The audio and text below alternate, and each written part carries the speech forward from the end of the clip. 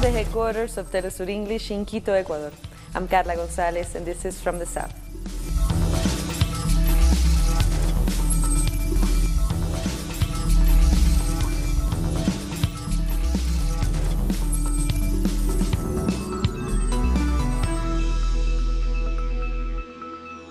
Venezuelan President Nicolas Maduro has accused the United States of plotting a new attack against him and his government.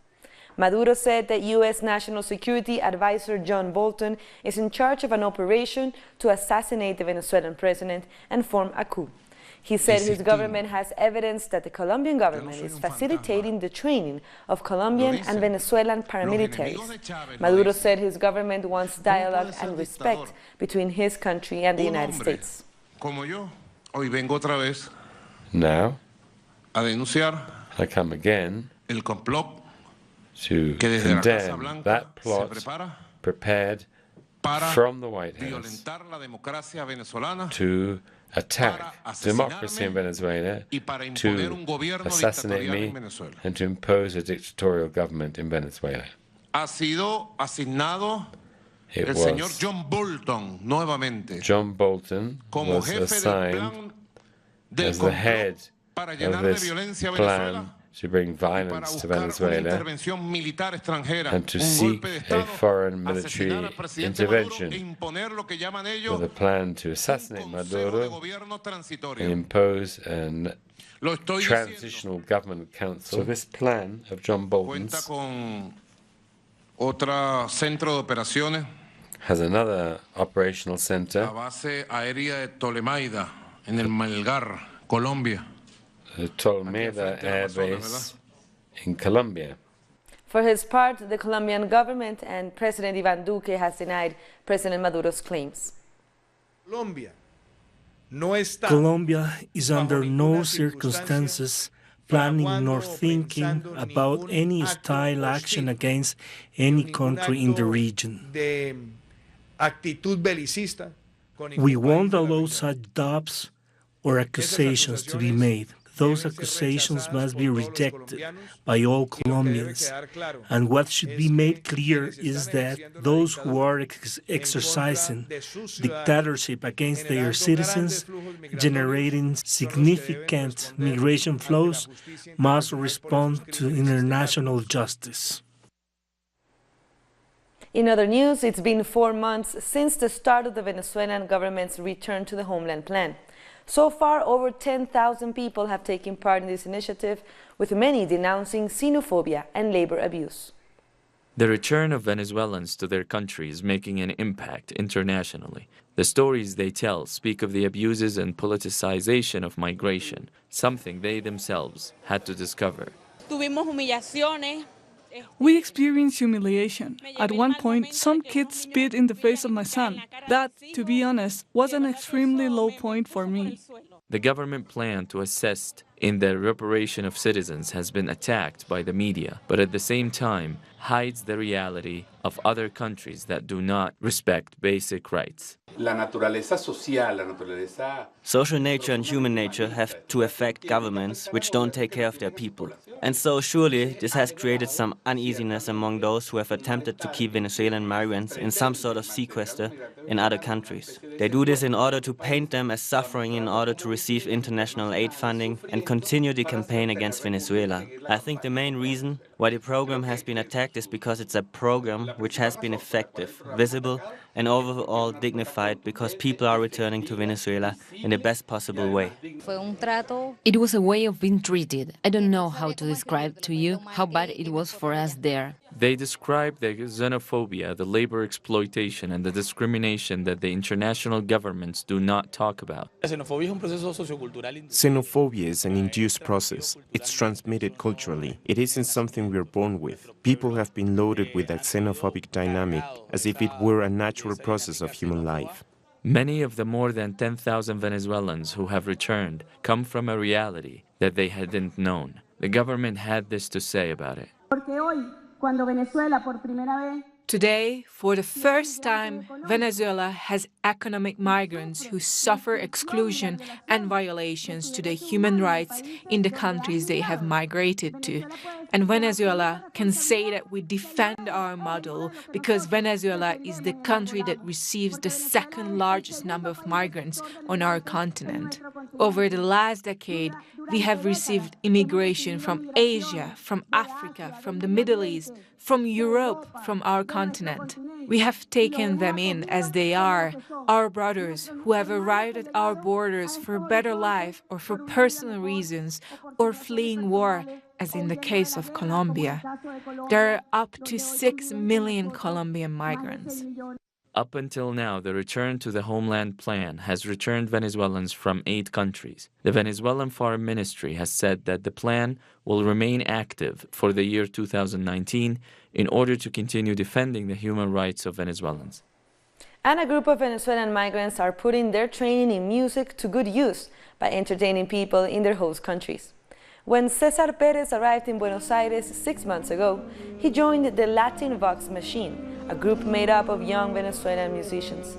They were all trained in El Sistema, a program founded by Venezuelan music director José Antonio Abreu, who wanted to pull youngsters out of a life of crime and poverty. Latin Vox is now made up of over 100 musicians.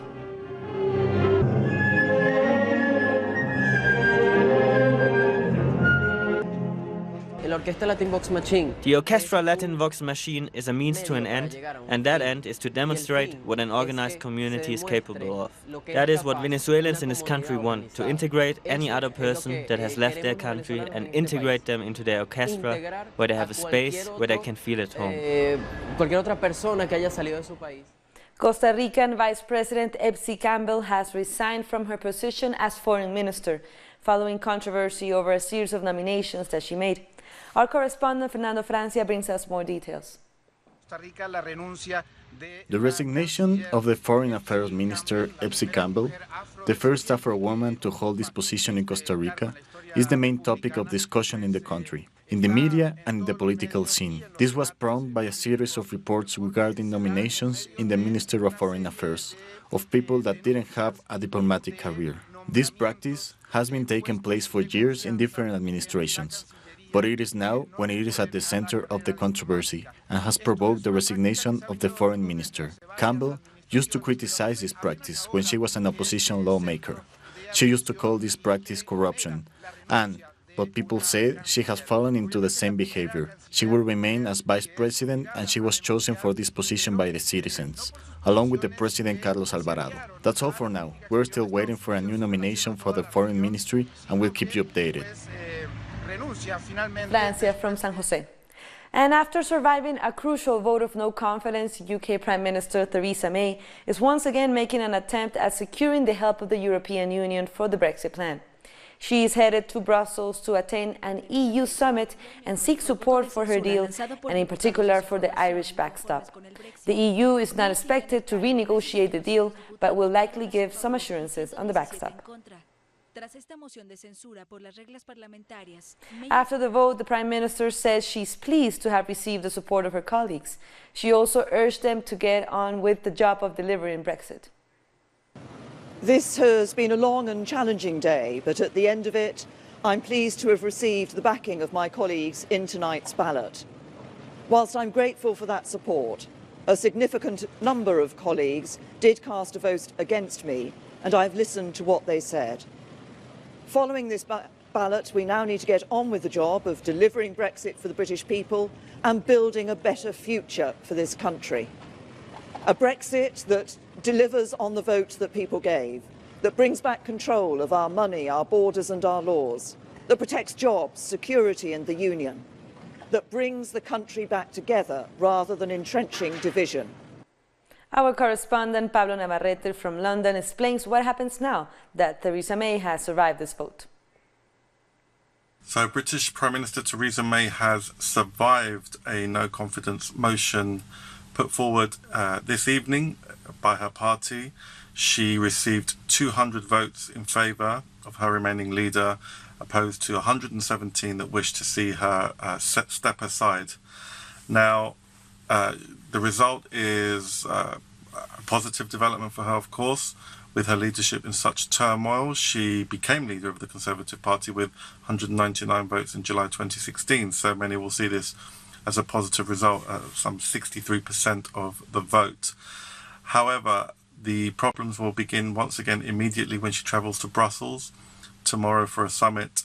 Leaders there have reacted positively to her remaining leader of the Conservative Party, but have once again reiterated that there will be no renegotiation of the Brexit deal, which has caused so much concern within her party, especially by the Brexit wing, members of which initiated this process. So Theresa May has survived the leadership challenge, which means that her party won't be able to challenge her for another 12 months, although she has made a commitment that she won't be fighting the next general election in 2022 for the Conservative Party. It will remain to be seen how she still thinks that she will pass the deal that was meant to be voted on Tuesday in the British Parliament, which she postponed. It has to now go to a vote in the British Parliament before the 21st of January. And as we know, the European Union leaders have said they will not be renegotiating. So Theresa May has survived for now. The remaining days will see where this now takes her and her Brexit deal, which is still deeply unpopular. That was Pablo Navarrete from London. More stories coming up. We'll be back.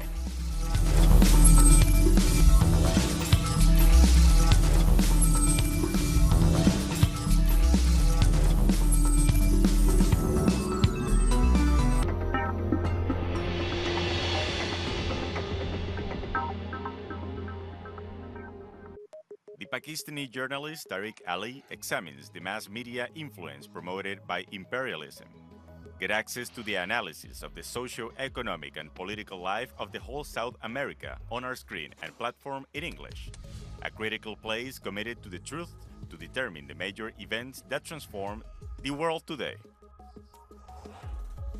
Mondays, only on Telesur.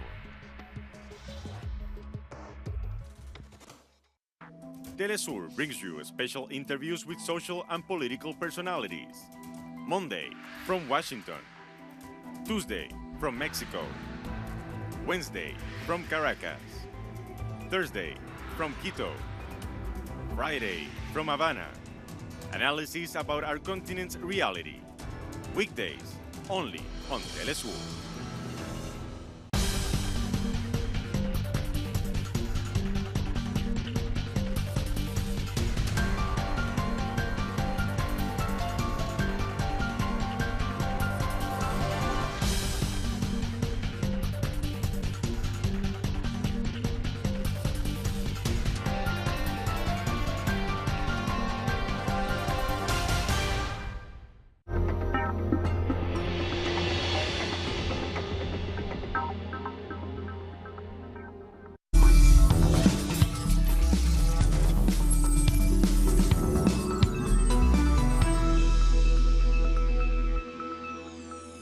Welcome back.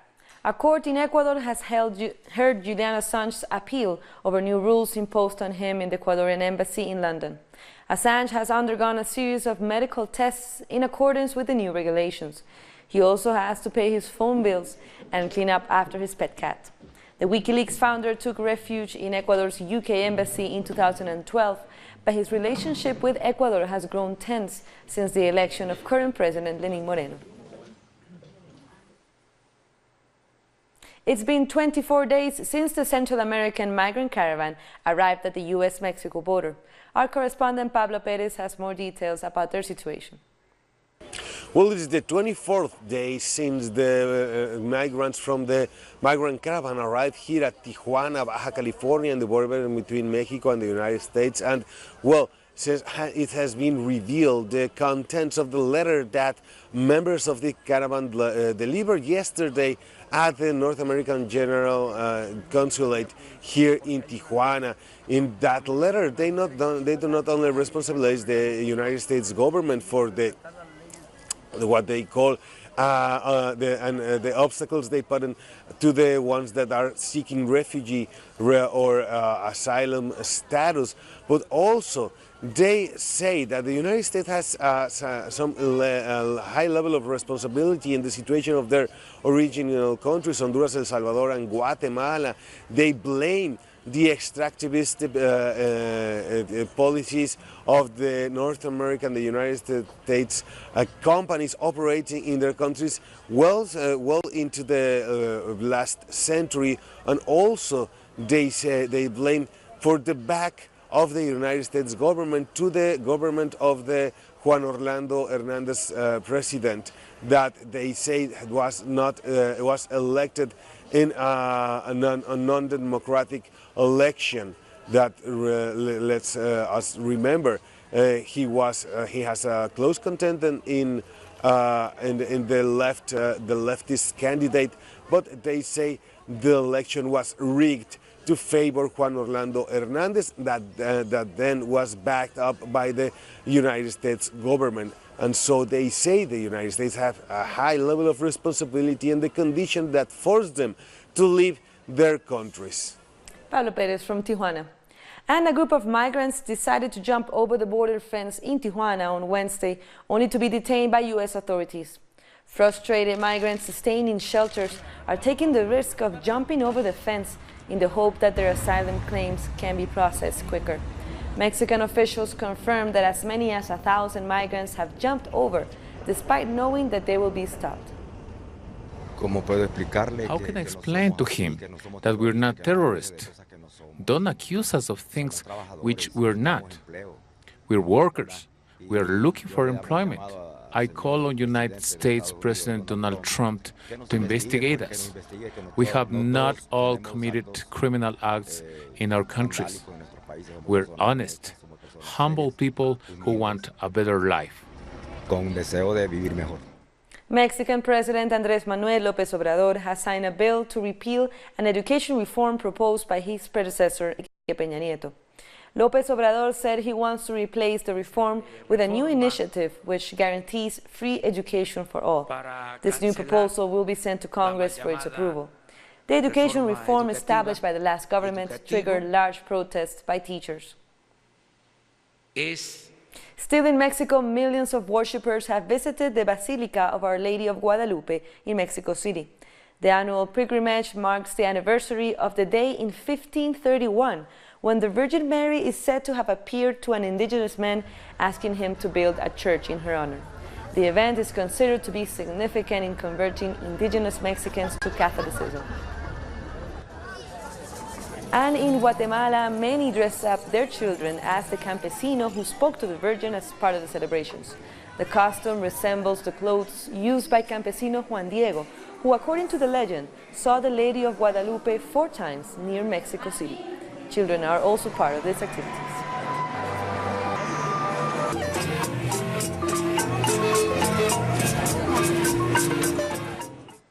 An arrest warrant for the faith healer known as John of God has been issued in Brazil following allegations of sexual abuse by over 200 women against him. João Teixeira de Faria operates from a spiritual center in Abadiania, where he allegedly abused women seeking help. The first allegation was aired on TV on December 7, which was followed by a group of women who came forward. Faria jumped to fame when TV host Oprah Winfrey broadcast a report on his psychic healing powers in 2013.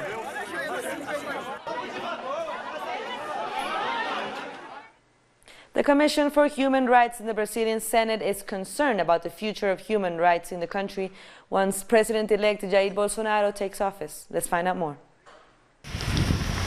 The Brazilian Senate's Human Rights Commission condemned arbitrary violations during the trial of former President Lula da Silva.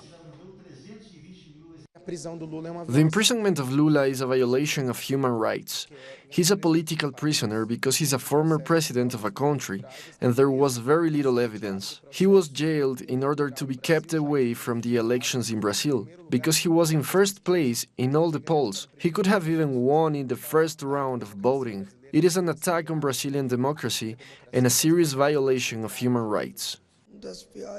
Some of the worst violations have been defamation, improper exposure, the absence of evidence, and the lack of guarantees for a legal process. People did not just lose a president. They lost someone who pulled thousands of people out of extreme poverty. According to experts, the decision to award Judge Sergio Moro, who helped Jair Lula, The Ministry of Justice position in the next government demonstrates his imprisonment was in the political interest of the elite and is persecution of the left wing. With Lula in this situation, with who he is and how important he is for Brazil, imagine what it will be like for us and the violence that we can expect from January onwards. There are brutal violations denounced in Brazil and in the whole world, to the point that they were even denounced in the United Nations. Brazil's own government dismissed the direction of the UN with respect to Lula's candidacy. It was an arbitrary way to act, unjust, and political persecution of President Lula. The Human Rights Commission also fears for the rights of workers once Bolsonaro takes office. The empowerment of the armed forces and harassment of the opposition is making people nervous. Now to the Caribbean, Trinidad and Tobago's Prime Minister Keith Rowley has accused the country's opposition of partnering with Venezuelan opposition politicians in order to derail a major gas deal signed with Venezuela. I'm aware, Madam Speaker, that members of this opposition in Trinidad and Tobago have been trying to get members of the opposition in Venezuela to oppose this matter. Correct. Madam Speaker, I make no further comment at this time. But Madam Speaker, after a year and a half of the successful conclusion of this international agreement, lo and behold, one individual from the Venezuelan opposition comes to Trinidad and Tobago to say that the agreement may not be honored. We're taking one last break, but stay with us.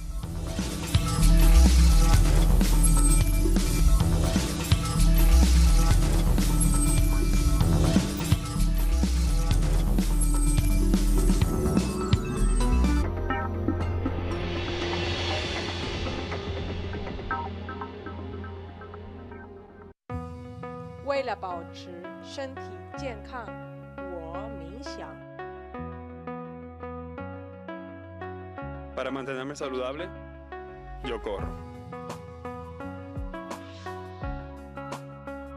To keep myself healthy, I study. Για να διατηρηθώ υγιής, τρέφομαι σωστά. Para mantenerme saludable, yo bailo. Para mantenerme saludable, yo purifico mi espíritu a través del cuerpo. ¿Y tú? Get your body. Tuesdays, only on Telesur. Our actions have an impact on the environment.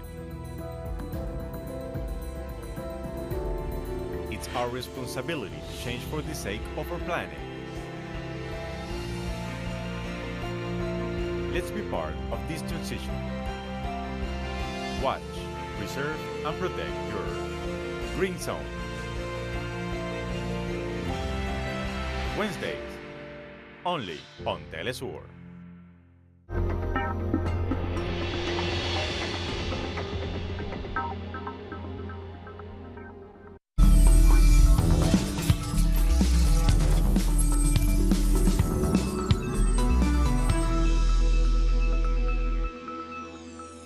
Thank you for joining us again.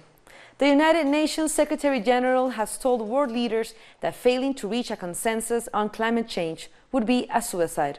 Talking at the COP24 climate conference in Poland, he reminded everyone that the time to take action is running out fast. The IPCC reports outline the catastrophic future if we do not act immediately. It also clearly states that the window of opportunity is closing. We no longer have the luxury of time.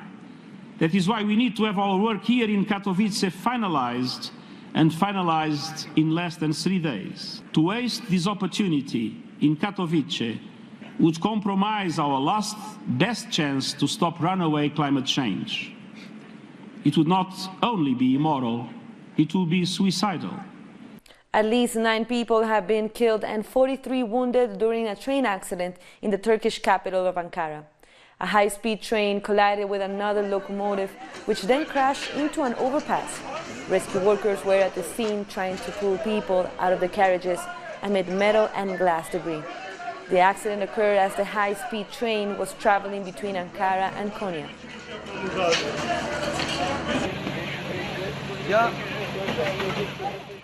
Two suspected terrorists have been killed and 2 police officers injured during a raid on a shopping mall in the Russian town of Nazran. The suspects resisted arrest and reportedly threw a grenade at officers who fired back with live rounds. The officers' injuries are not considered life-threatening. A young Yemeni boy has been creating new inventions despite the devastating war being waged in his country. When not in school or at work, 18-year-old Ahmed Mortada innovates by inventing new machines and tools out of cardboard and plastic.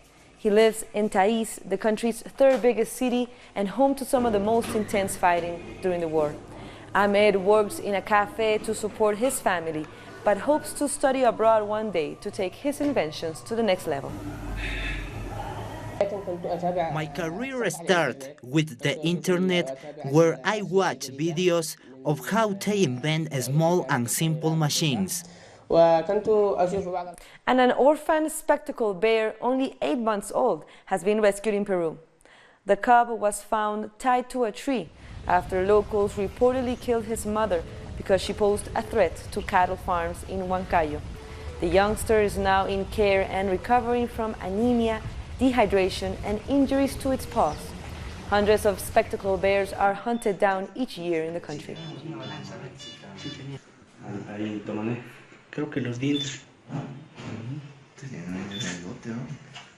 And with that, we come to the end of this news brief. For this and other stories, you can find them on our website at telesurenglish.net. For our viewers in Africa, we are on StarSat channel 461 in South Africa and 539 in Nigeria. And we're on social media as well. For Telesur English, I'm Carla Gonzalez. Thank you for watching.